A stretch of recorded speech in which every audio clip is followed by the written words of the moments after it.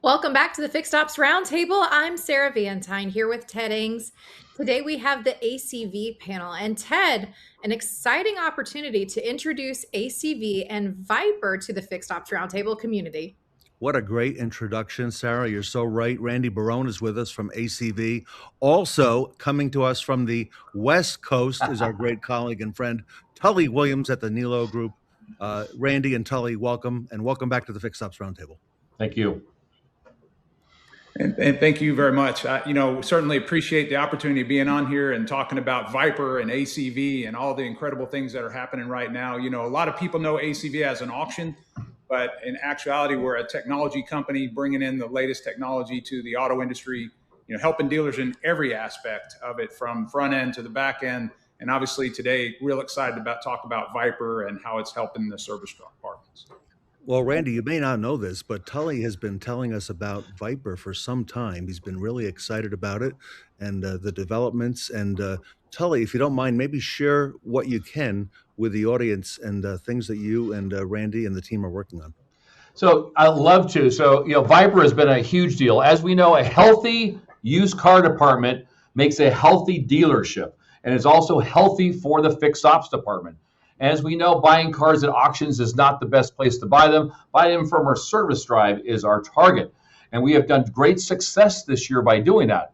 But now with this Viper camera, which is one thing about it is that it is not a large footprint. It is actually a small footprint where we have two cameras that sit over and the car drives through. Lights come on, takes the pictures, God bless America. But there's a couple things that does that. One is that the best used cars are coming from our service drive. And are we doing a good job for that? Because here's the deal. We are right now at 74% retention rate in our service department, which means people are coming back. And we want them to do what? Trade that car in on their next car. And that's where Viper is really helping us with this, is how do we make sure that when customers want that information, how do we give it to them every time consistently? And it targets with one thing here is your service advisors and your service department on board.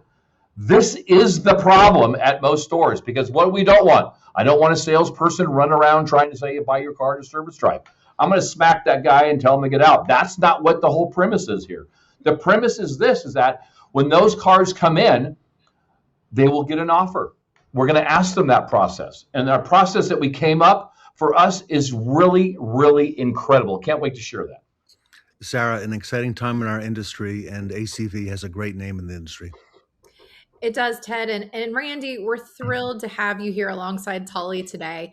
And just to kind of kick things off for our audience, the Fixed Ops Roundtable, we're all about elevating the people and the technologies that are powering the service drive.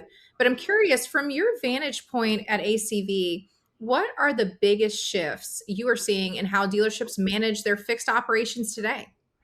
Well, I'll tell you that I do a tremendous amount of 20 group meetings and state association meetings and workshops. And I actually tell some dealers that you actually should not be in the service department putting numbers on cars, and everybody's mouth hangs open.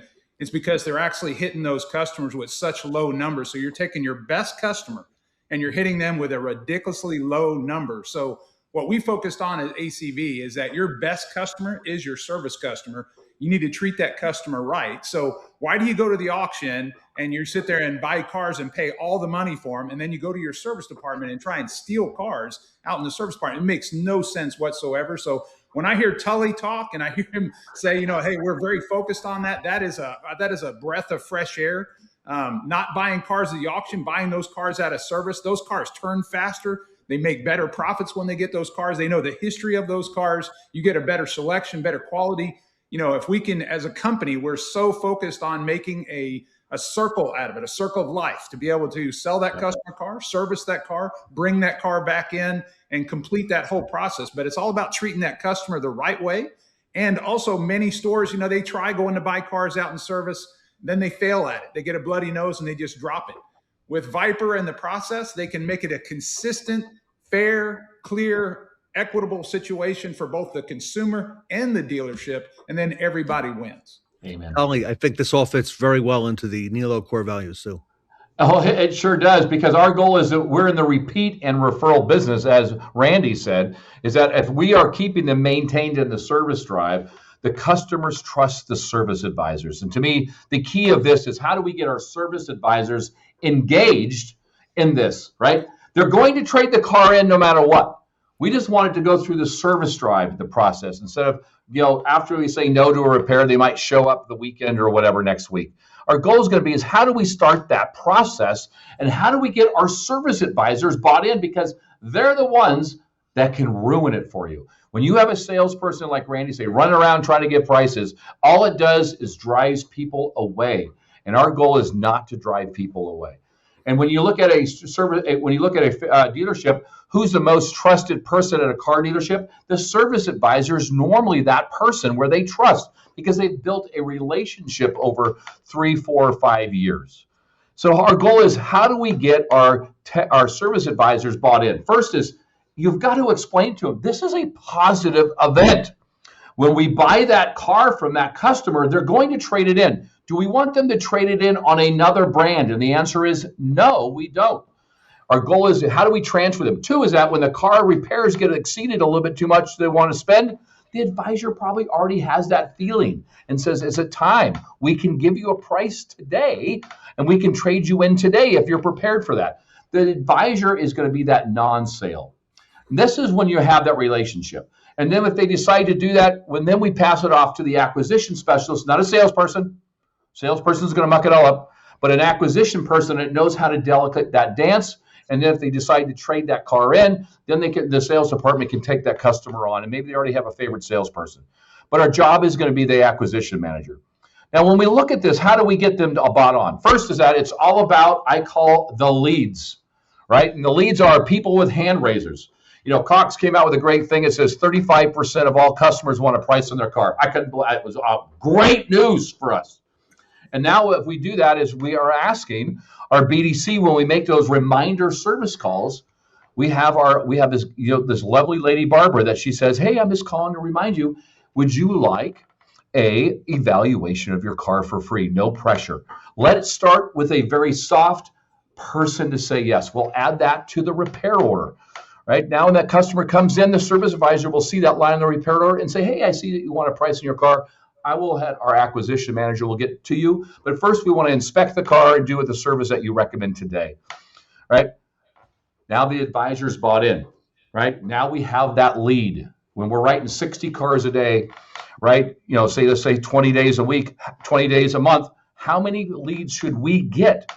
And we believe that we should get at least 1, if 2, and maybe even 3 leads a day per advisor. Okay, right now, those leads cost us $0. Those leads are the best leads that a sales department could ever have in a million years. So now our first thing is, how do we get our service writers to have a bonus by making sure that we have enough leads? Boom. You get 200 leads or whatever the number is, give them $200, $300, $400. God bless America. Right? We have an acquisition person that sits in the driveway. Oh my God, with the service manager listening to him to make sure he doesn't do anything stupid. No offense to anybody. But the goal is going to be is how do we bring those leads together? And now we ask those prices, and now we can measure a closing percentage, right? And we bonus our service advisors because now if we sell that car, if we buy that car and trade them into another car is what we want to do 100% of the time, is now that service advisor gets to close the return ticket, gets another customer because now that customer will come in with their newer car and come back in the service drive and see that service writer, and that used car is tagged with their number, and that person that buys that car will now come to the service advisor. The goal is to convince them that now I have gotten 2 customers and I didn't take any gross away from you because you got the right to recon ticket. How do we make this a seamless event? And this is where ACV Auctions and the Viper product is helping us tremendously. I know I'm talking a lot, but this is so exciting. Randy, first of all, congratulations that ACV is working with the Nilo company, because the audience is listening in to Tully. And this audience that we have here today, these are the early adopters, the first, second, third, fourth, and fifth wave, who when Tully speaks, people listen. So, Randy, does this sound about right with how this is going to be working out? I would tell you that, me and Tully did not speak before we actually jumped on this, but we're actually speaking the exact same language. And that's what's exciting. Most stores, there's a disconnect between the sales department and the service department. They actually fight against each other. In this environment, it's working harmoniously together because right now, used car inventories across the United States at dealerships are at an all-time low since 2000. We haven't seen it this bad since 2019. So when you need cars, why are you running to the auction to acquire cars when you're getting the wrong cars, not the right cars you need in your inventory? The right cars are out there in the service drive, and having that process. I can't stress enough the process. Technology is great. Processes solve problems, but great technology helps hold in a great process. And what Tully just described is a great process, because if I came in there right now and said, hey, Mr. Service Manager, I need you to service writer, I need you to walk around the car, picture the car, notice all the damage and write everything down, that takes a tremendous amount of time. It takes away from the things they do. Plus, are they going to do it every time? So this approach of Viper, it does it 100% of the time exactly the same way and has all the information. As consumers today, I believe what I see, not what I'm told. I could give a care less. Randy's been doing this for 40 years. But as a consumer, most stores put a number on a car and then they come back and hit the car really hard to the consumer, and the consumer knows that game. In this environment, Tully and his people are actually able to say, hey, here's your car. Here's all the information on your car. Here's some of the things that our system picked up on. And those kind of things make consumers a believer because they believe what they actually see. Things they might not notice, the software and the technology picks up with Viper from looking at the car underneath and on the complete body of the vehicle. But I want to piggyback on that as well, is that we're also waiting to make sure that we do a quality inspection on that car before we give that price. So then that customer knows if the tires are bald or the brakes are zero, or is there a coolant leak or an oil leak or whatever it is. But the goal is going to be is now when we give that educated decision to that consumer that that car is worth blank, guess what they already know? They already have the quote that we built already that they know about. 100%. Then what Viper does is it tells you all the dents and dings on there. They already know that, just so you know. The goal is going to be is that we have a great educated customer that's about their car. So now the negotiation is smaller because people don't like to negotiate. They just want another car, but they want to be treated fairly. And as long as we show them that fairness, that's the win. Sarah, I'm actually getting excited about the whole process. And not only is this the future, Sarah, this is now. This is the current state of the industry. You've got two great leaders here with us today. We do, Ted. And Randy, congratulations again. It's so exciting. And to have somebody as passionate as Tully about Viper and again, just the success story and how this fits into the ACV ecosystem, it's also incredibly exciting for our audience today. I am curious just to get a little sneak peek. Talk to us a little bit about Viper and how, ACV, a lot of our attendees know the name, but they may not know specifically about what you're doing with Viper and the service side of the house. Could you give us a little sneak peek about the technology and how the installation process goes? That's probably one of the easiest things. There's other technologies that are out there, but literally they have to come tear up Tully's service drive that literally takes up a whole bay. It takes up a tremendous amount of room. You have to have designated, electricity. You have to have all these things to be able to do these things piped into the ground. On Viper, it's literally you're plugging it in. The unit it can actually be moved. So if they want to redesign the shop, redesign how they want to utilize it, they can just simply move it. So that makes it dynamic. When a customer actually pulls in, there's what we call a virtual lift 2.0 on the ground, and then you've got the two pillars. And when the car goes through, actually driving it through, the system actually scans the undercarriage of the car, stitching together thousands of images, picking up on things, not just taking photos. There's a lot of companies out there that take photos. This is actually having that information along with AI to be able to say, hey, guess what? That's not just rust, that's penetrating rust. Hey, that's not the catalytor that belongs on that car. Hey, this car has these kind of issues. It's got we're picking up on an odor. We're picking up on a heat. We're picking up on a leak. Those kind of things. It's just amazing to be able to see when you've got headlights on cars today. On some of them are $15,000 and windshields are thousands of dollars. You can't miss stuff today. So we've got stores utilizing it in service, appraisals.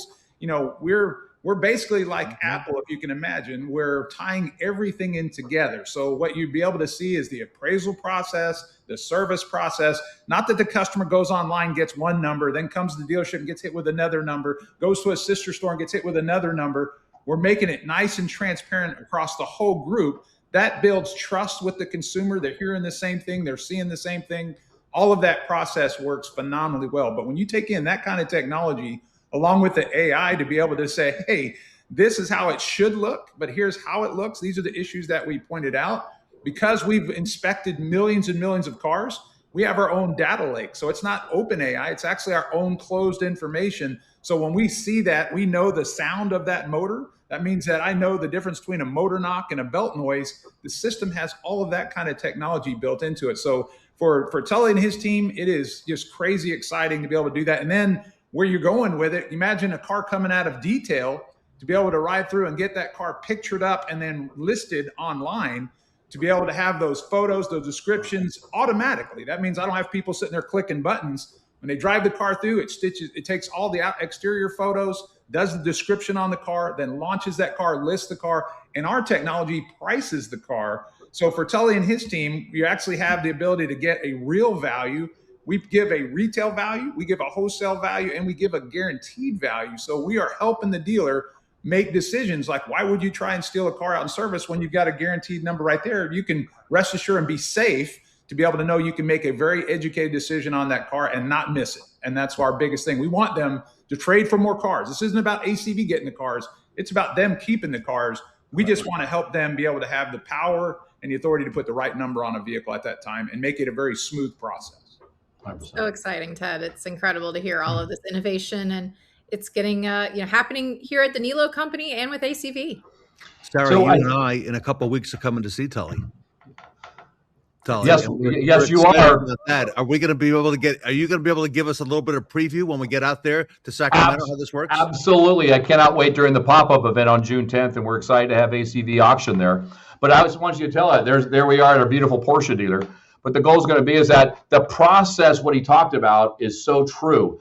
And when you look at it, is what the benefit for fixed is. Because a lot of times people say, this is a sales tool. This is a sales tool. Well, here's a couple things, is that this is also a fixed ops tool. Even if we're not buying cars, that Viper turns into a fixed tools as well. So a lot of times you look at it, what do? We go out there, we walk around the car with cameras and take pictures of the car, to tell the customer who damaged the car or not. Okay, everybody thinks they're Steven Spielberg taking pictures. It's an annoyance. Okay, Viper handles that for us. God bless America. The next piece of the puzzle is we're going to look at it. It also is going to scan the tires and give us a tire measurement that is actually pretty darn accurate, that we're very excited about. The next level is going to be integration with Dealer Tire, which will give us pricing. Notifying the customer of that a trained technician is going to double check the tires, but also that warning is going to be a big, heavy lift for us.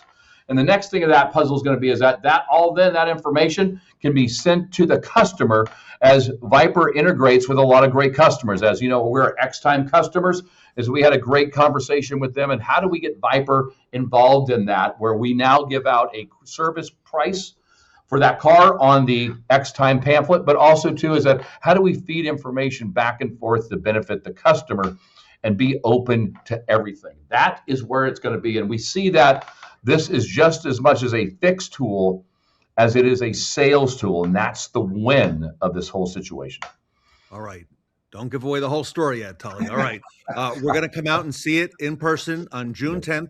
We're going to be at the Nilo Company in Sacramento for the big pop-up event. You're going to want to join us, everybody. I know that Tully will be there. Rick Nilo will be there. The leaders of the organization will be there. We'll have a studio audience as well. And ACV will be joining us. Tully's got a whole lot planned. So, gentlemen, congratulations. A second for a quick highlight or a quick real-world situation. 2 seconds. So we were doing an install in New York.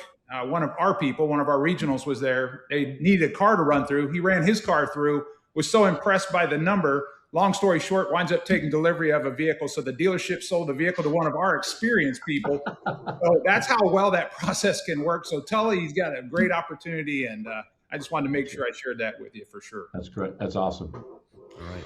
The best is yet to come, everybody. Randy Barone from ACV, Tully Williams from the Nilo Company. For more information, visit acvmax.com. and of course, the Nilo Company coming up here in just a few short weeks. ACV, everybody, with us here today with Tully Williams at the Fixed Ops Roundtable. Thank you.